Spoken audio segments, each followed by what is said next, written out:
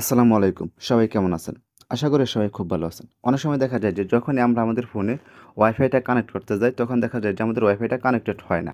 আমাদের ফোনে আগে যে ওয়াইফাইটা কানেক্টেড ছিল, সেই ওয়াইফাইটাই যখন আমরা পরবর্তীতে কানেক্টেড করতে যাই, দেখা যায় যে তখন আর আমাদেরকে সেই ওয়াইফাইটা কানেক্টেড হয় না আমাদের ফোনে। তো আমাদের ফোনে ওয়াইফাইটা কী কারণে কানেক্টেড হয় না? তো আজকের এই ভিডিওতে আমি আপনাদেরকে সেই প্রসেসটা দেখাবো যে আপনারা কীভাবে আপনাদের ফোনে ওয়াইফাইটা কানেক্টেড করবেন। তো আপনাদের ফোনে ওয়াইফাইটা কানেক্টেড করার জন্য প্রথমে আপনারা নোটিফিকেশন বাটনটা টান দিবেন। নোটিফিকেশন বাটন টান দেওয়ার পর এখান থেকে আপনারা এই ওয়াইফাইটা অন করবেন। ওয়াইফাইটা অন করার পরে এই ওয়াইফাইয়ের উপরে ক্লিক করে ধরে রাখবেন। ওয়াইফাইয়ের উপরে ক্লিক করে ধরে রাখার পর এখানে আপনাদের ওয়াইফাইয়ের ভিতরে চলে আসবে।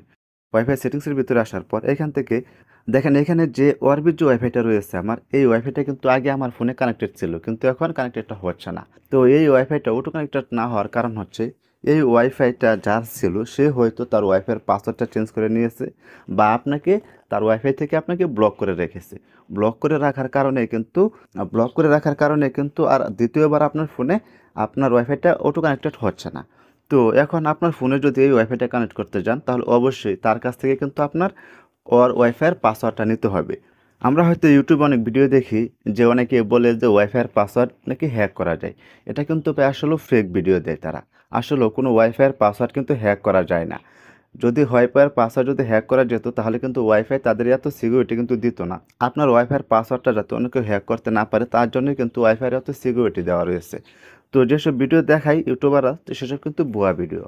অবশ্যই আপনি যদি কারো ওয়াইফাই কানেক্টেড করতে চান আপনার ফোনে, তাহলে অবশ্যই তার পারমিশন নিয়ে, তার কাছ থেকে তার ওয়াইফাইয়ের পাসওয়ার্ড নিয়ে তারপর কিন্তু আপনার ফোনে কানেক্টেড করতে হবে। তো এই ছিল মূলত ভিডিও যে আপনাদের ওয়াইফাইটা কী কারণে কানেক্টেড হয় না। তো আশা করি আপনারা খুব সহজে বুঝতে পারছেন যে আপনাদের ওয়াইফাইটা কানেক্টেড করার জন্য আপনাদের কী করতে হবে। তো আবার দেখা হবে পরবর্তী কোনো নতুন ভিডিওতে। সেই পর্যন্ত সবাই সুস্থ থাকবেন, ভালো থাকবেন। খোদা হাফেজ।